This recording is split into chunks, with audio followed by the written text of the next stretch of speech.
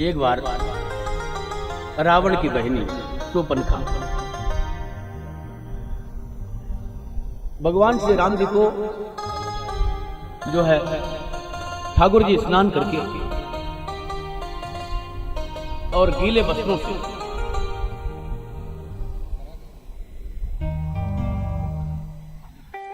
आ रहे थे, निकल गए। उसने राम जी के चरणों के रेखा को देखा, इतने सुंदर पदचिन्ह, विशाल विशाल उनके चरण तल, रेखा को देखकर मोहित हो गई।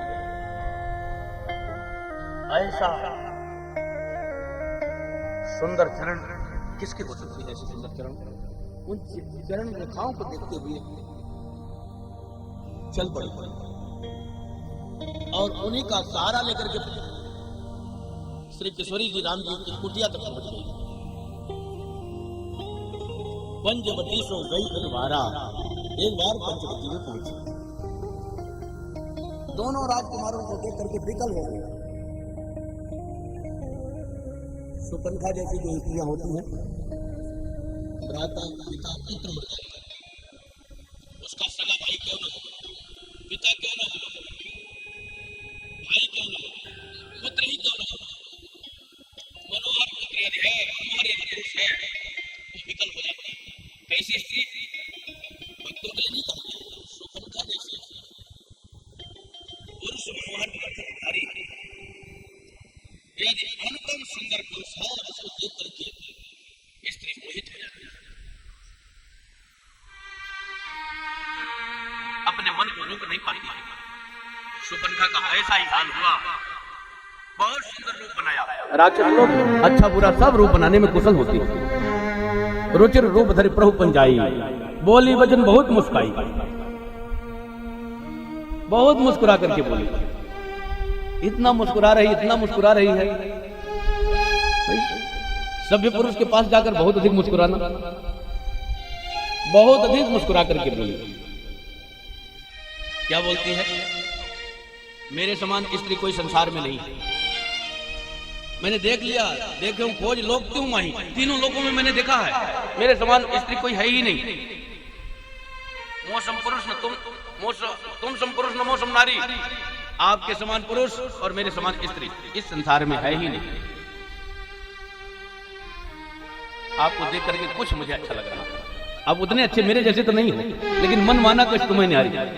आपको देखकर कुछ हमें अच्छा लग रहा। राम जी ने कहा, इसका मतलब क्या हुआ?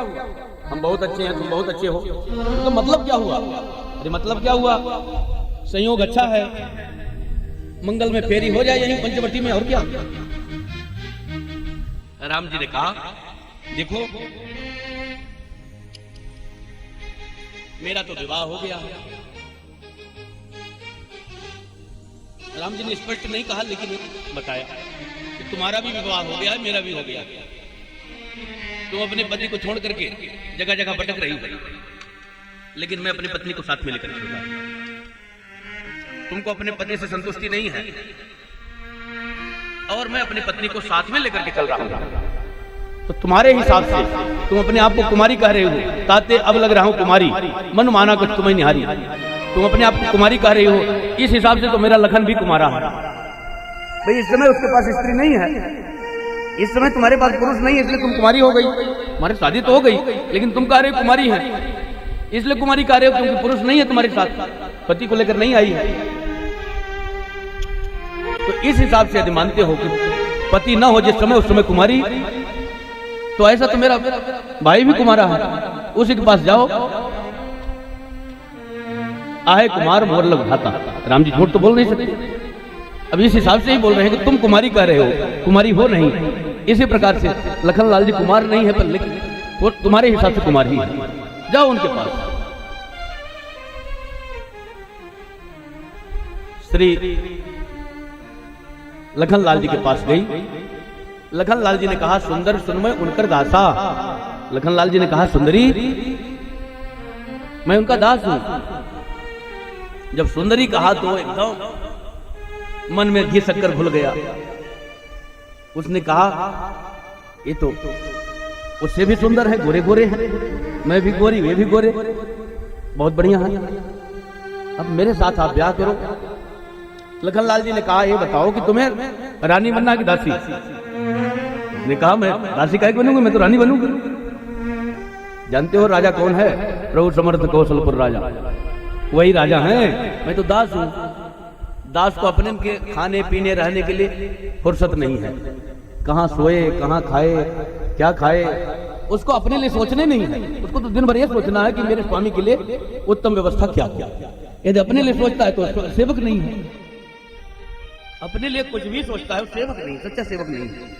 लखनलाल जी महाराज सच्चे सेवक हैं। उनके विषय में राम जी सोचते हो नहीं सोचते कभी भी अपने लिए। तो कहते मैं उनका पक्का दास हूं। तुम्हें रानी बनना हो तो उनसे शादी करो, और दासी बनना हो कहती मैं रहने दूंगा। राम जी के पास फिर गई।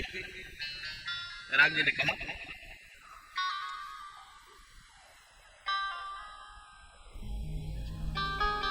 तुमको मैंने बता दिया ना, जैसे प्रतिपदा स्त्री अपने पति को छोड़ करके दूसरे की नहीं होती, ऐसे जो उत्तम पुरुष होता है अपनी पत्नी को छोड़ करके दूसरे से प्रेम नहीं करता। सीधा सीधा बता दिया राम जी। तुम अपना नियम बदल सकती हो लेकिन मैं अपना नियम नहीं बदल सकता। तो बनकर रोष में आकर के लखनलाल जी के पास गई। लखनलाल जी ने कहा तुम्हारे साथ विवाह वही करेगा जो अपना नाक काट ले।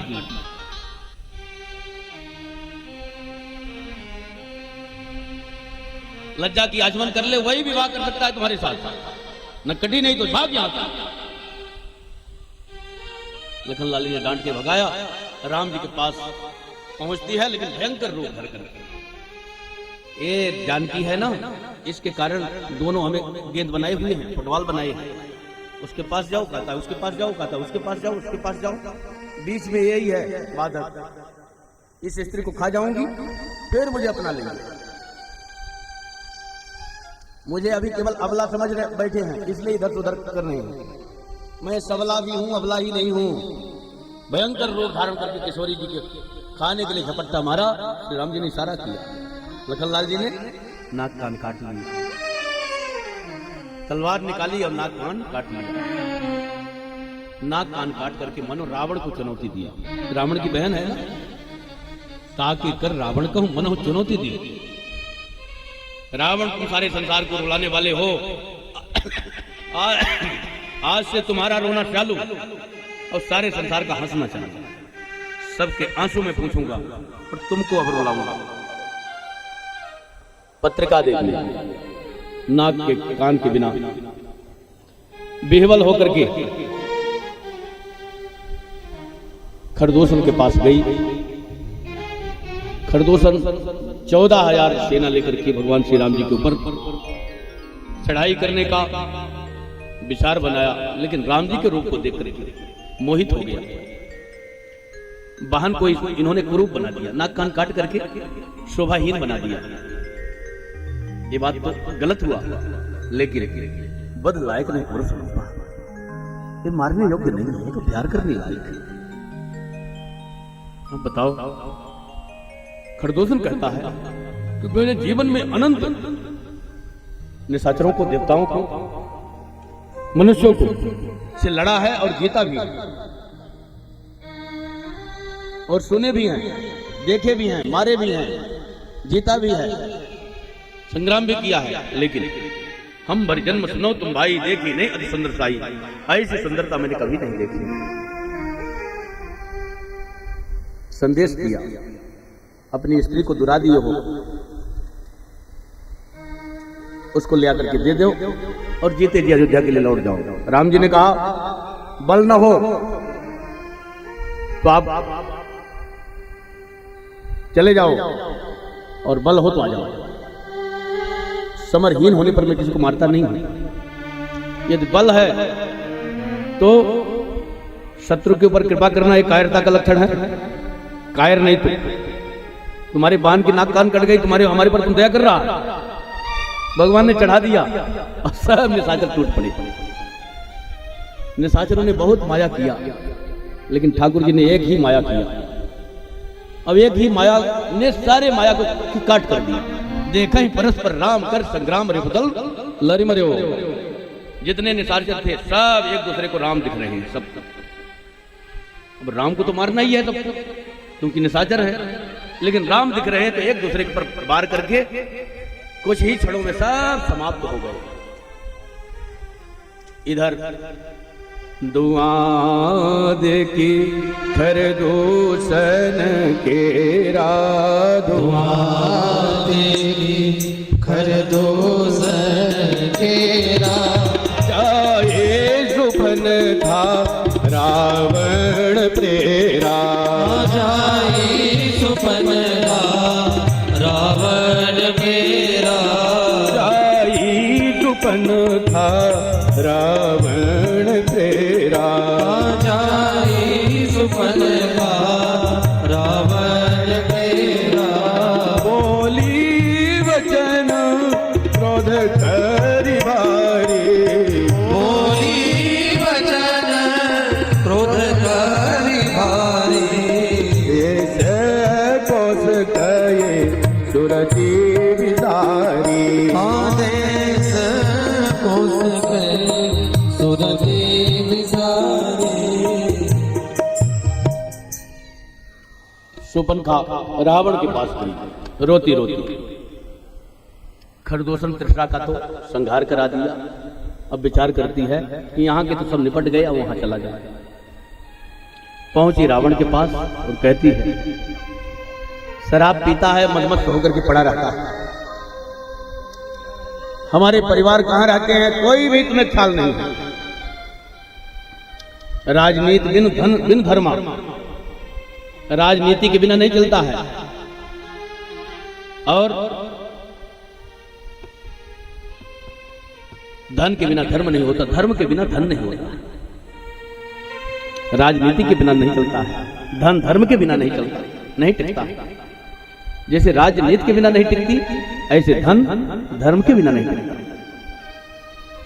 और कर्म जो है भगवत समर्पित कर्म ही टिकने वाले हैं, अस्थाई सुख देने वाले हैं।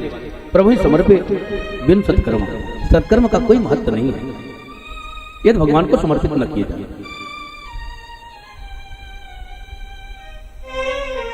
जो भी कुछ करो सब भगवान को अर्पण करते जाओ। हे नाथ, आपकी प्रेरणा से जो कुछ हुआ है आपको ही समर्पित है। मैं आपका हूं और मेरे सारे कर्म आपके लिए, और ना बनते हो तो आप करा लीजिए। मेरे जो कुछ भी बने सब आपके लिए ही है।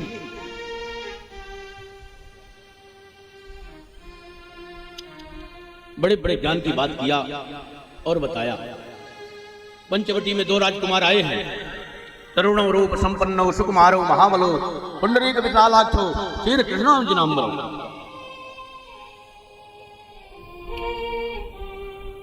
जवान है, रूप से संपन्न है, अत्यंत सुकुमार है। भगवान की शोभा का वर्णन किया। शोभा धाम राम अस नामा, तिनके संग नारी एक श्यामा। शोभा के धाम है, उनका नाम राम है। उनके साथ में एक स्त्री है, बहुत ही सुंदरी है। मैंने पंचवटी में उसे देखा, मैं उससे कुछ बात करनी चाहिए। मैं चाहती थी आपको ले आकर के उस स्त्री को दे दूं, लेकिन उसके छोटे भाई ने मेरे नाक कान काट लिए। श्री राम जी के लिए वह बहुत सुंदर विशेषण दिया है, शोभा के धाम। समझ परी मैं उनकर करनी रही साजर करी है धरनी। मुझे उनके कर्तव्य से ऐसा पता चलता है कि सारे धरती को निशाचर से हीन कर देंगे। रावण ने कहा खरदूषण को नहीं बुलाया, वहीं दंडकारण्य में रहते हैं, यहां वही चली आई। मैंने बताया क्या हुआ, वो कुछ उत्तर नहीं दिया। अरे उत्तर क्या, लड़ने के लिए गए और क्षण में सकल कटक ने मारा। एक क्षण में सारे निशाचरों का संहार कर दिए राम जी। रावण चिंता में पड़ गया। खरदूषण मौसम बलवंता, मैं ही तुम्हारे बिन भगवंता। एक खरदूषण तो मेरे ही समान बलवान, उनको राम भगवान के अलावा कौन मार सकता है।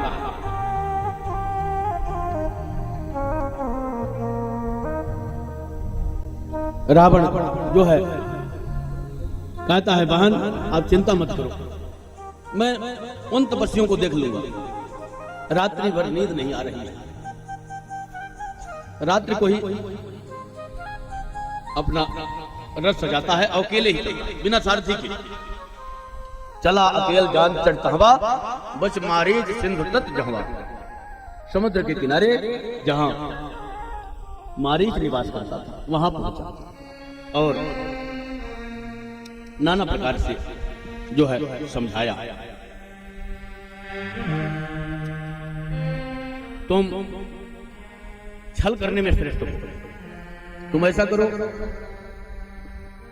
जाकर के मृग बन जाओ और राम जी को रूप बना करके बहुत दूर तक ले जाओ। तुम छल करके राम जी को दूर ले जाओ, मैं जानकी का हरण करूंगा। मारी जी ने समझाया, जिन राम जी से विरोध आप करना चाहते हो ना, तो जानते हो कौन? साधारण नहीं है, वो अत्यंत बलवान है, वो मनुष्य नहीं है।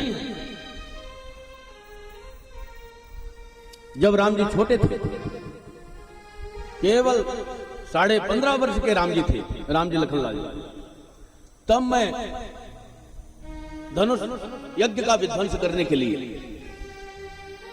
सिद्धाश्रम श्री बक्सर धाम गए थे, गांधीनंदन विश्वामित्र जी के यज्ञ को विफल करने के लिए, विध्वंस करने के लिए।